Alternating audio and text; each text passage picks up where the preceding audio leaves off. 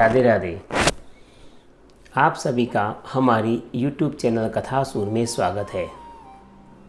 इससे पूर्व हमने श्रीमद् भागवत के 12वें अध्याय के बारे में सुना कि किस प्रकार परीक्षित का जन्म हुआ और महाराज युधिष्ठिर ने ऋषियों और ब्राह्मणों को दान एवं दक्षिणा देकर परीक्षित के भविष्य के बारे में कुछ प्रश्न पूछे और ब्राह्मणों ने ज्योतिष शास्त्र के अनुसार उनका भविष्य कथन किया कि वे महान प्रतापी राजा एवं युग पुरुष होंगे और उनके जीवन काल के अंत में गंगा नदी के तट पर व्यास नंदन सुखदेव जी के मुख से वे आत्मविद्या का यथार्थ ज्ञान उनसे प्राप्त करेंगे।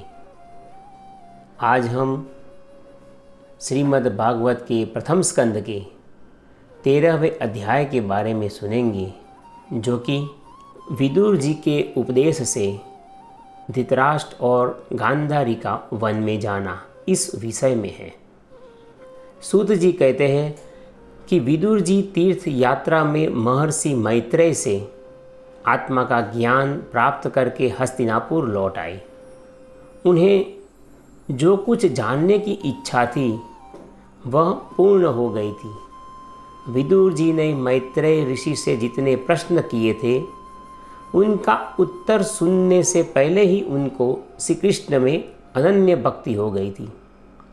इसके कारण वह उत्तर सुनने से ही उपराम हो गए थे। शौनक जी अपने चाचा विदुर जी को आया देखकर युधिष्ठिर, अपने चारों भाई एवं धृतराष्ट्र, युस्तु, संजय, कुंती, गांधारी, द्रौपदी, सुभद्रा, उत्तरा, कृपि तथा पांडव परिवार के अन्य नर नारी और अपने पुत्रों सहित दूसरी स्त्रियां सबके सब बड़ी प्रसन्नता से मानो मृत शरीर में प्राण का संचार हो गया हो, इस प्रकार ऐसा अनुभव करते हुए उनकी अगवानी करने के लिए उनके सामने गई। यथा योग्य आलिंगर और प्रणाम आदि के द्वारा सब उनसे मिले और विरह जनित उत्कंठा से सब ने प्रेम के आंसू बहाए। युधिष्ठिर ने उन्हें आसन पर बैठाकर उनका यथोचित सत्कार किया। जब वे विश्राम करने के लिए सुखपूर्वक बैठे थे तब युधिष्ठिर ने उन्हें विनय से झुककर प्रणाम आदि करके सबके सामने ही उनसे कहा कि चाचा जी, जैसे पक्षी अपने अंडों को पंखों की छाया के नीचे रखकर सेते हैं और बढ़ाते हैं, वैसे ही आपने अत्यंत वात्सल्य से अपने कर कमलों की छत्र छाया में हम लोगों को पाला एवं पोसा है। बार बार आपने हमें हमारी माता सहित विषदान और लाक्षागृह के दाह आदि के द्वारा विपत्तियों से हमें बचाया है। क्या आप कभी हम लोगों को याद भी करते थे? आपने पृथ्वी पर विचरण करते समय किस वृत्ति से अपना जीवन निर्वाह किया? आपने पृथ्वी तल पर किन किन तीर्थों और मुख्य क्षेत्रों का सेवन किया? हे प्रभु, आप जैसे भगवान के प्यारे भक्त तो स्वयं ही तीर्थ स्वरूप होते हैं। आप लोग अपने हृदय में भगवान को धारण करके तीर्थ को भी महातीर्थ बनाते हुए विचरण करते रहते हैं। हे चाचा जी, आप तीर्थ यात्रा के दौरान कभी द्वारका भी गए थे? वहाँ हमारे भाई बंधु यादव लोग और प्रभु श्री कृष्ण किस प्रकार क्षेम कुशल हैं? वे सुख से तो है ना? क्या आप इसके बारे में जानते हैं? आप वहाँ पे न गए हो तो आपने सुना तो होगा ही। इसके बारे में आप हमें सुनाएं। युधिष्ठिर के ऐसे प्रश्न पूछने पर विदुर जी ने तीर्थों और यदुवंशियों के संबंध में जो कुछ देखा, सुना और अनुभव किया था उसके विषय में उन्होंने क्रम से बताया, किंतु यदुवंशियों के विनाश की बात नहीं कही, क्योंकि वह घटना अत्यंत अप्रिय एवं पांडवों के लिए असह्य थी। पांडवों के प्रति प्रेमवश होने के कारण विदुर जी ने उनको यह बात नहीं बताई, क्योंकि ये घटना तो स्वयं प्रकाशित होने वाली थी। इसलिए विदुर जी ने सिर्फ द्वारकावासियों के विषय में उतना ही बताया। पांडव विदुर जी का देवता के समान सेवा सत्कार करते थे। वे कुछ दिनों तक हस्तिनापुर में ही रहे।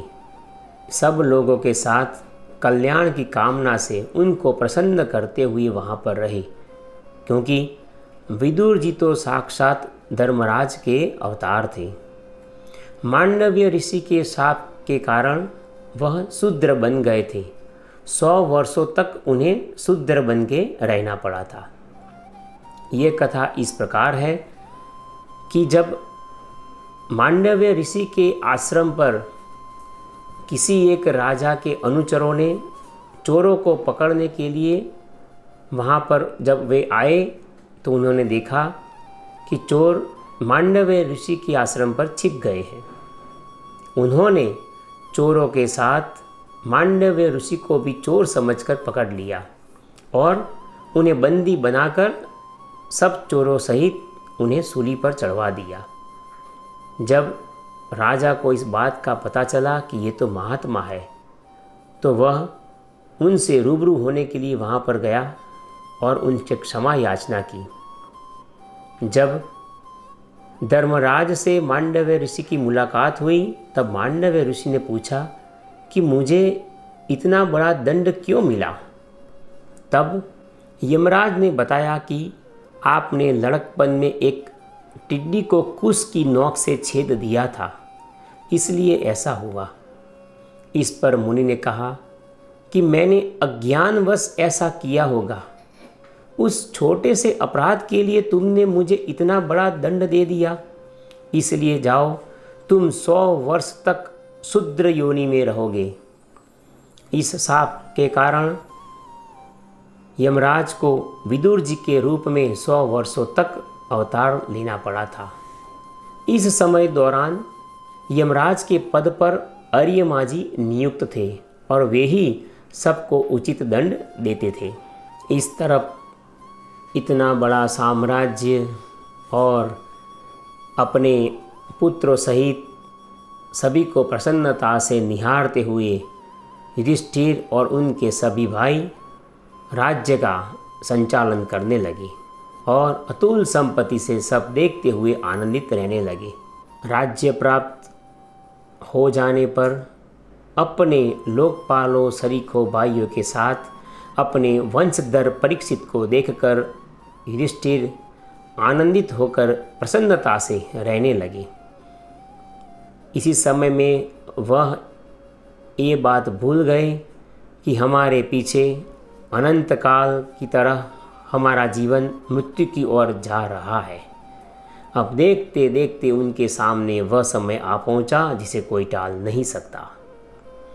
परंतु विदुर जी ने काल की गति जानकर अपने भाई धृतराष्ट्र से कहा कि महाराज देखिए, अब भयंकर समय आ गया है, झटपट यहाँ से निकल चलिए। हम सब लोगों के सिर पर सर्वसमर्थ काल मंडराने लगा है, जिसको कोई टाल नहीं सकता। इसका कोई उपाय नहीं है। काल के वशीभूत होकर अपने प्रियतम प्राणों से जीव का बात ही बात में वियोग हो जाता है। फिर धन जन आदि दूसरी वस्तुओं की तो बात ही क्या है। आपके चाचा, ताऊ, भाई, सगे संबंधी और पुत्र सभी मारे गए। आपकी उम्र भी ढल चुकी है। आपका शरीर बूढ़ापे का शिकार हो चुका है। आप पराए घर में पड़े हुए हैं। इस प्राणी को जीवित रहने की भी कितनी प्रबल इच्छा होती है।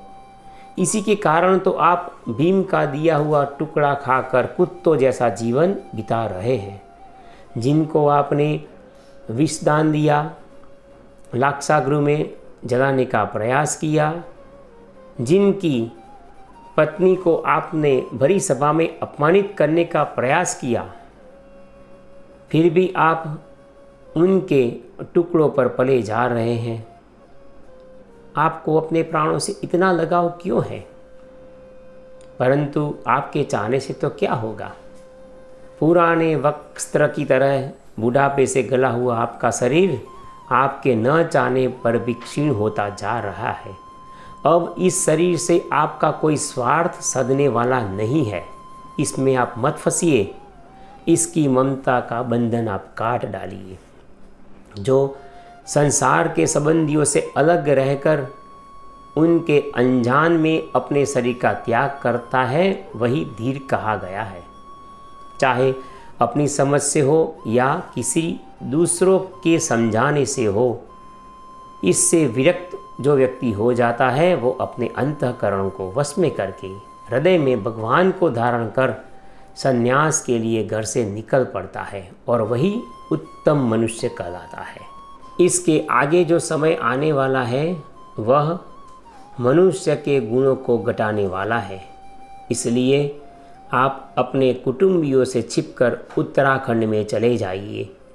जब छोटे भाई विदुर ने अंधे राजा धृतराष्ट्र को इस प्रकार समझाया तब उनकी प्रज्ञा के नेत्र खुल गए। वे अपने भाई बंधुओं के सुदृढ़ स्नेह पास को काट कर अपने छोटे भाई विदुर के दिखलाए हुए मार्ग से निकल पड़े। जब परम पतिव्रता सुबल नंदिनी गांधारी ने देखा कि मेरे पति तो उस हिमालय की यात्रा कर रहे हैं जो सन्यासियों को वैसा ही सुख देता है जैसा वीर पुरुषों को लड़ाई के मैदान में अपने शत्रु के द्वारा किए हुए न्यायोचित प्रहार से होता है, तब वे भी उनके पीछे पीछे चल पड़ी और उसने भी उनके पीछे पीछे उत्तराखंड की यात्रा की। अजातशत्रु युधिष्ठिर ने प्रातःकाल संध्या वंदन तथा अग्निहोत्र करके ब्राह्मणों को नमस्कार किया और उन्हें तिल, गौ, भूमि और सुवर्ण का दान दिया और उनसे मिले। इसके बाद वे जब गुरुजनों की चरण वंदना के लिए राजमहल में गए तब उन्हें धृतराष्ट्र, विदुर जी और गांधारी जी नहीं दिखाई पड़े। तब विह्वल होकर युधिष्ठिर ने उद्विग्न चित्त होकर वहीं बैठे हुए संजय से पूछा कि संजय, तुमने मेरे वृद्ध और नेत्रहीन पिता और माता गांधारी एवं हमारे सूरज चाचा विदुर जी को कहीं देखा है? सुबह से वह हमें नज़र नहीं आ रहे हैं। मुझे आशंका है कि कहीं किस प्रकार वह कोई शंका को साथ में रखकर कहीं गंगा जी में कूद तो नहीं पड़े हैं। क्या ऐसा तो नहीं है? क्योंकि वह पुत्र शोक से बहुत ही पीड़ित थे, इसलिए मुझे ऐसा लग रहा है। तब संजय ने अपनी आंखें बंद करके युधिष्ठिर से कहा कि महाराज, मुझे भी हमारे राजा धृतराष्ट्र जी और माता गांधारी ने ठग लिया है, क्योंकि मुझे इस बात का कोई स्मरण नहीं है एवं कोई पता नहीं है कि वह कहाँ पर गए हैं। जब इतना ही वह संजय बोले तब वहाँ पर देवर्षि नारद जी तंबूरे के साथ नारायण नारायण करते हुए वहाँ पर उपस्थित हो गए। उन्हें देखकर युधिष्ठिर ने उनको आसन दिया, उनको बिठाकर उनकी पूजा अर्चना की। उसके बाद उन्होंने देवर्षि नारद जी से कहा कि हे देवर्षि, आप मेरे अंधे और वृद्ध माता एवं पिता धृतराष्ट्र और गांधारी के बारे में कुछ जानते हैं? हमारे सूरज चाचा विदुर जी, क्योंकि उन्होंने तो हमें पाला एवं पोसा है। जब हम बहुत ही नन्हे एवं छोटे थे तब वही हमारे सहारे थे। वे अब यहाँ पर नहीं है, इसकी हमें बहुत ही चिंता हो रही है। कृपया आप उनके बारे में हमें कुछ बताएं। तब नारद जी ने कहा कि धर्मराज, तुम शोक मत करो, क्योंकि यह सारा जगत ईश्वर के वश में है। सारे लोक और लोकपाल विवश होकर ईश्वर की ही आज्ञा का पालन कर रहे हैं। वही एक प्राणी को दूसरे प्राणी से मिलाता है और वहीं पे उनका संयोग और वियोग होता है। जैसे बैल बड़ी रस्सी में बंधे और छोटी रस्सी से नथे रहकर अपने स्वामी का भार ढोते हैं, उसी प्रकार मनुष्य भी वर्णाश्रमादि के द्वारा और अनेक प्रकार के नामों से वेद रूप रस्सी में बंधकर ईश्वर की ही आज्ञा का अनुसरण करते हैं। जैसे संसार में खिलाड़ी की इच्छा से ही खिलौनों का संयोग और वियोग होता है, वैसे ही भगवान की ही इच्छा से मनुष्य का मिलना और विछड़ना होता है। इसलिए धर्मराज युधिष्ठिर, वे दीन दुखी चाचा चाची असहाय अवस्था में मेरे बिना क्या कर रहे होंगे, कैसे जी रहे होंगे, इस अज्ञानजन्य मन की विकलता को तुम छोड़ दो। इन समस्त रूपों में जीवों के बाहर और भीतर वही एक स्वयं प्रकाश परमात्मा एवं भगवान वही सत्य है। माया के गुणों के द्वारा अनेकों प्रकार से वे प्रकट हो रहे हैं, तुम केवल उन्हीं को ही देखो। महाराज, समस्त प्राणियों को जीवन दान देने वाले वे ही भगवान इस समय इस पृथ्वी तल पर अवतीर्ण हुए हैं और इस पृथ्वी तल पर देवद्रोहियों का नाश करने के लिए काल रूप से अवतीर्ण हुए हैं। अब वे देवताओं का कार्य पूरा कर चुके हैं एवं थोड़ा सा काम और शेष है, उसी के लिए वे इस समय रुके हुए हैं। जब तक वे प्रभु यहाँ पर हैं तब तक तुम लोग भी उनकी प्रतीक्षा करते रहो। हे धर्मराज, अब तुम अपने चाचा चाची उनके विषय में मेरी एक बात सुनो। हिमालय के दक्षिणी भाग में जहाँ सप्तर्षियों की प्रसन्नता के लिए गंगा जी ने अलग अलग 7 धाराओं के रूप में अपने को 7 विभागों में विभक्त कर दिया है, जिसे सप्त स्रोत कहते हैं, वहीं ऋषियों के आश्रम पर धृतराष्ट्र अपनी पत्नी गांधारी और विदुर जी के साथ गए हुए हैं। वहाँ वे त्रिकाल स्नान और विधि पूर्वक अग्निहोत्र करते हैं। अब उनके चित्त में किसी भी प्रकार की कामना नहीं है, वे केवल जल पीकर शांत चित्त से निवास करते हैं। आसन जीतकर प्राणों को वश में करके उन्होंने अपनी 6 इंद्रियों को वश में कर लिया है। भगवान की धारणा से उनके तमोगुण, रजोगुण और सत्वगुण के मल नष्ट हो चुके हैं। उन्होंने अहंकार को बुद्धि में जोड़ दिया है और बुद्धि के साथ उसे क्षेत्रज्ञ आत्मा में लीन करके उसे भी महाकाश में घटाकाश के समान सर्वाधिष्ठान ब्रह्म में एक कर दिया है। समस्त कर्मों का संन्यास करके वे इस समय ढूंढ की तरह स्थिर रहकर बैठे हुए हैं। अतः तुम उनके मार्ग में विघ्न रूप मत बनना। यहाँ पर देवर्षि नारद जी त्रिकाल ज्ञानी होने के कारण यह बात बताते हैं, क्योंकि ये घटनाएं तो भविष्य में घटने वाली है। क्योंकि अगले दिन की रात को ही विदुर जी के कहने पर धृतराष्ट्र, विदुर जी और गांधारी जी वहाँ से निकल गए थे। इसलिए इस घटना को देवर्षि नारद जी वर्तमान काल में यहाँ पर बताते हैं।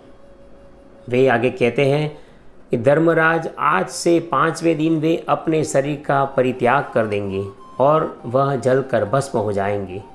गार्ह पत्यादि के साथ अग्नियों के द्वारा पर्णकुटी के साथ अपने पति के मृतदेह को देखकर बाहर खड़ी हुई गांधारी, वे भी पति का अनुगमन करती हुई उसी आग में प्रवेश कर जाएगी।